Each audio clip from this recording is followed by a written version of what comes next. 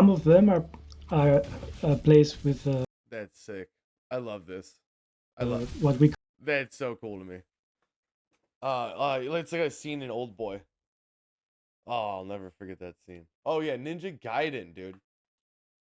I wanted to talk about this because I was curious when I saw this headline. Ninja Gaiden Ragebound looks ridiculously good in this PS4, PS5, PS4 gameplay. But how much will it make you rage? Phew. Phew. This summer is already sizzling, but it's about to get a lot hotter with Ninja Gaiden Ragebound dropping. That's so crazy. Nintendo unveils extensive gameplay of Ninja Gaiden Ragebound with a previously unseen level and a new boss fight. I'm kind of excited for Ragebound. I'm not gonna lie, I like those little 2Ds. It looks sweet, dude. I watched the preview. The publisher Datomu and the development studio, the Game Kitchen, Ninja Gaiden Ragebound, the upcoming side-scrolling 2D action platformer, has unveiled 14 minutes of all-new demon-slaying gameplay, in which it offers a detailed look at the most important features players can expect when the game launches this month. Check out the full gameplay analysis showcasing the two playable ninjas in the series, Kenji and Kumori, who put aside their allegiances to the rival clans to unleash their razor-sharp skills. Hey, let's watch that. Hello everybody, my name is David Jaume-Andreu. I'm the director and producer for Ninja Gaiden Ragebound, and today I'm joined by two of my wonderful colleagues, Miguel. Hello, this is Miguel Murat. I'm level designer at the Game Kitchen. And also joined by Uriol Tartarin. Hello, I'm Uriel. Nice to meet you. I'm a game designer for the project. So in Hey, you see that?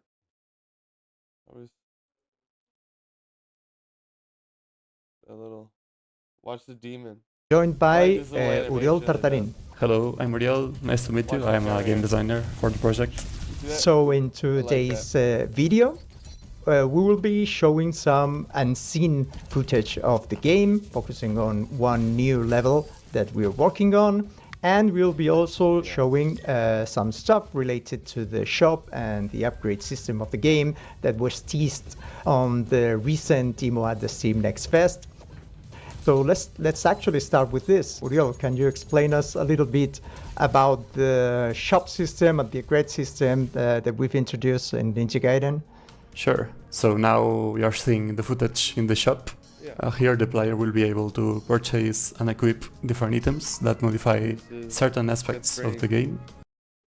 Oh, get out of there. More videos. Damage received is tripled, rank 1. We can find, for example, checkpoints do not recover health, rank increased by, I want to read these. The talismans, which work as passive abilities. Some better suited for a more defensive playstyle.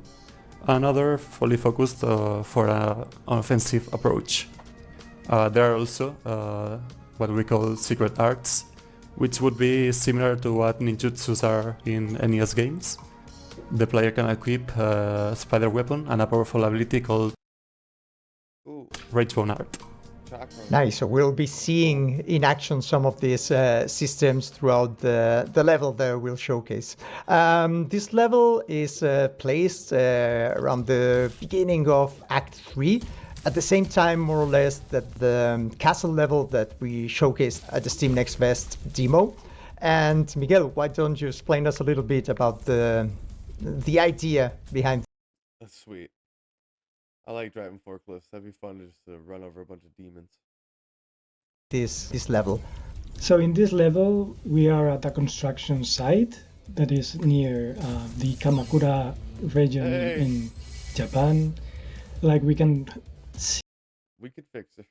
See all these sort of things that you would find in these places, like a forklift, cranes, like saws, and you play around trying to find one thing that is important for the story at the very end, and you'll find the boss that you'll see her quite a lot around this level actually. This is actually one of my favorite bosses and enemy characters in the game, and we're seeing already here some heavy. I really like it, man. I mean, that's the thing though. I like side scrollers and stuff, so like it's not, you know. Yeah, obviously this is like something that would be catered towards me. Usage of the chakram weapon, spider weapon, I think, Uriel? Yes, this one is called chakram. As I said before, player can equip what are called spider weapons, which are ranged weapons that each one has different properties. In this case, the chakram is a projectile which is thrown forward, piercing enemies. And one of my favorite weapons in oh god, I can't think of the damn name. Kingdoms of Amalur. If you ever played Kingdoms of Amalur, the chakrams, they're little circle things, and they do this big giant AOE, and they're spinning around and shit. I love that, man. I'm gonna, you know what? There's in post edit. There's gonna be a little clip of that playing. Then moves backwards midways until leaving the screen. Talking to my future self. You know who you are. It's very useful, for example, to deal with enemies that are hiding behind shielded enemies, which are difficult to reach. Yeah. And well, each spider weapon grants unique advantages. So yeah, we encourage you to find the one that better suits your playstyle. I think that with the different passive abilities, the talismans, and the more aggressive abilities that are provided by Komori, everybody can get like a very different build, right? Uriel, we have like a more survivability build, get through like harder levels, a more challenging build. If players want to play searching for a better score, and there's also more aggressive assassin builds. Yes, combining spider weapons and different talismans, the player can tweak the way they play. You mentioned also some talismans which make the game harder. These ones are, for example, ones that totally delete out of the equation the checkpoints in the level. And if the player chooses to play with those talismans, they are rewarded with a higher score at the end of the level, up to an S++. So in this level, we can see already a big chunk of enemies getting at you at once. That's right. Like, we've got many enemies in the game, but like some of them are placed with That's sick. I love this. I love what we That's so cool to me. It's like a scene in Old Boy. Oh, I'll never forget that scene. call a hypercharge. If you kill them, you get the hypercharge, which allows you to slice huge demons, like not just the small ones, but also the huge ones, which usually require more than one hit, or might even be shielded. But with a hypercharge, you can kill them all, and it's something that it is there for you to use, but you don't need it. Like, you can play I love the speed of this game so far. however you want. Like, you can enjoy slicing all the enemies on the screen and making some fun choreography and feeling super cool. And you can also Hell yeah, bro. Feeling super cool.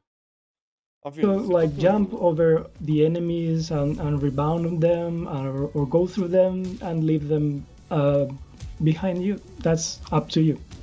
So several ways of getting through the levels, being like extremely destructive, being like attacking the enemies with multiple hits, or getting the best hypercharge opportunities. So here's Rivashi. We see her previously in the game. We don't want to make some spoilers, but here she's back, putting things a little bit more difficult. Yes, that's right. So in the game, we have some sections that change a little bit how we play the levels. So it's more fun, more fresh. So in this part, for instance, like, you have to hide behind walls and elements of the screen so you don't get wiped out by the boss. But we are also getting hard in the hard mode. Isn't that right? Yes, we are also getting a hard mode. So we've rebuilt the levels. Like, the levels are the same, but we've made it different for the hard version of the game. It's not just like making the enemies getting more health points from you, but they also attack a little bit different.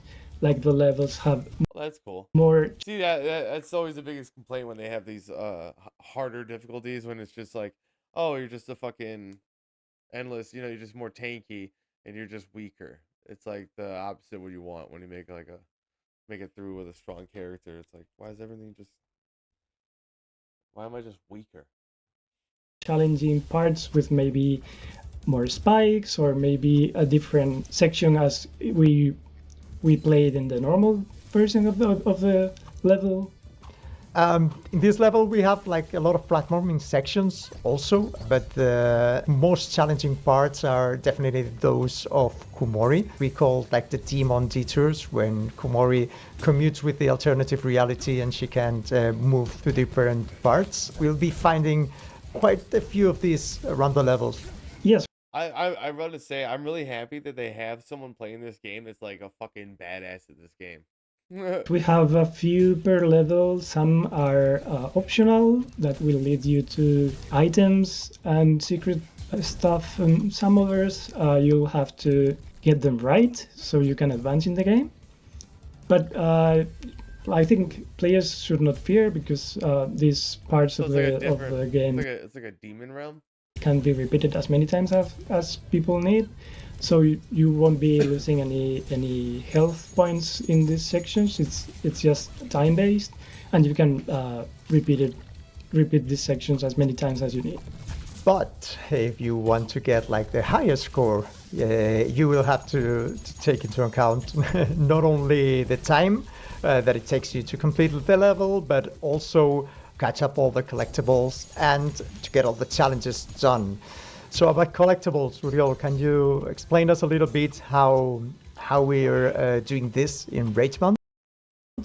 Sure. Through the level, the player will be able to find many collectibles. There are three kinds of collectibles. For example, we have the crystal skulls.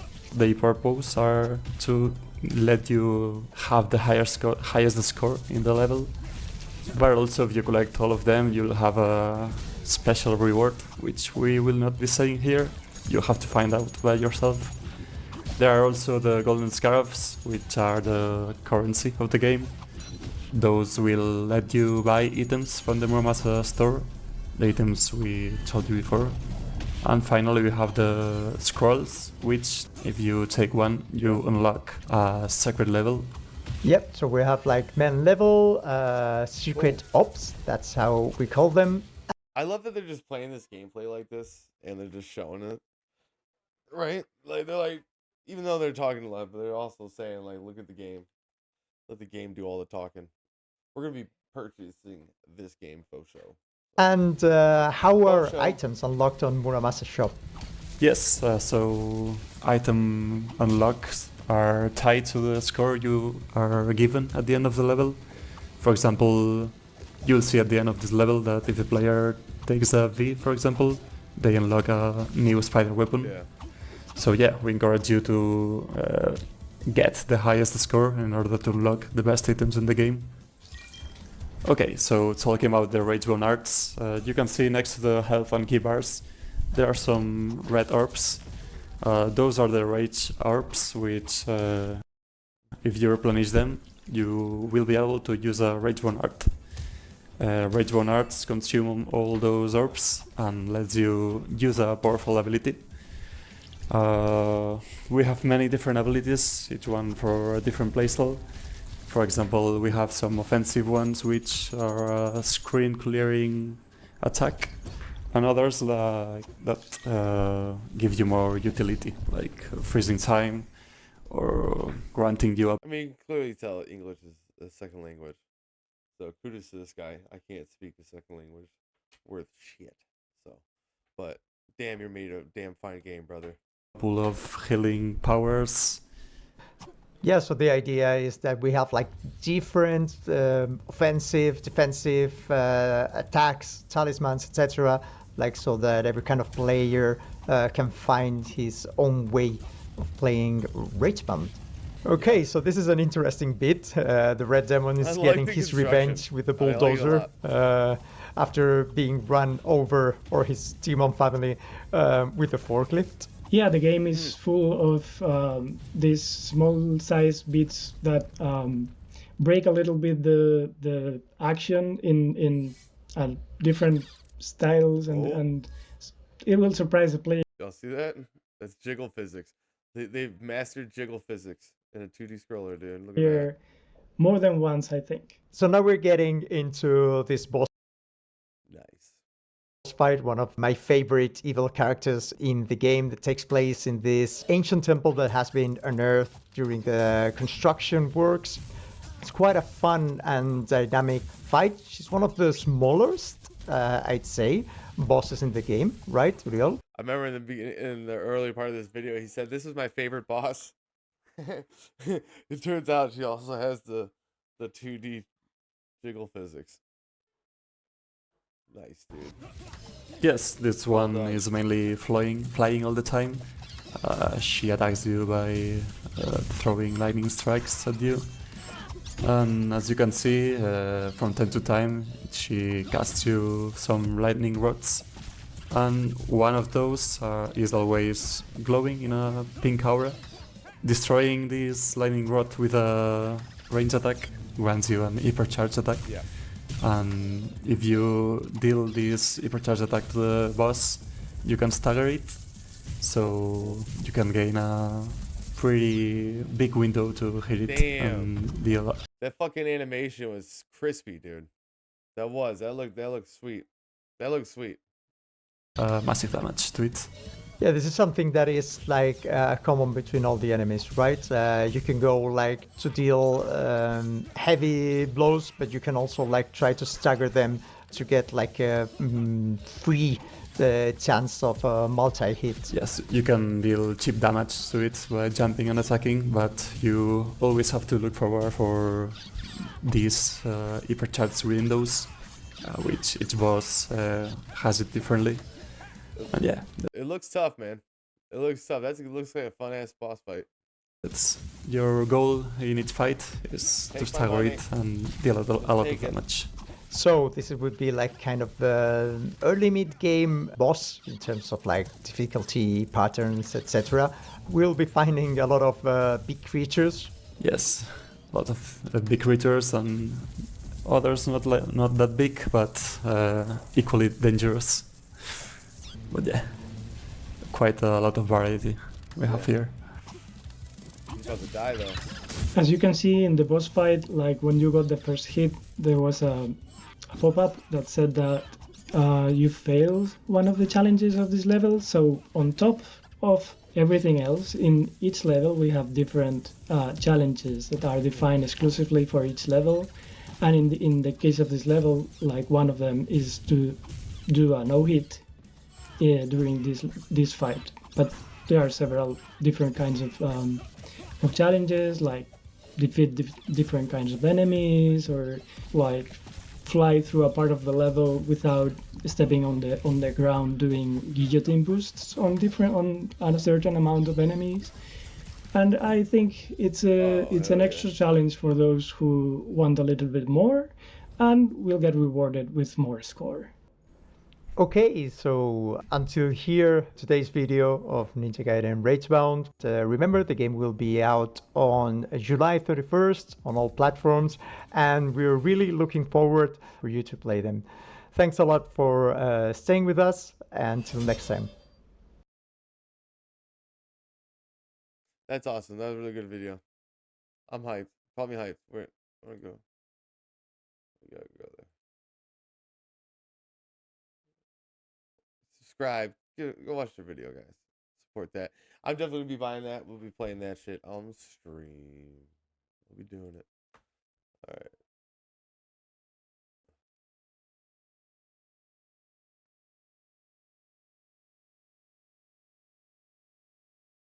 Here you go. I got the link at the chat. There you go. Sorry.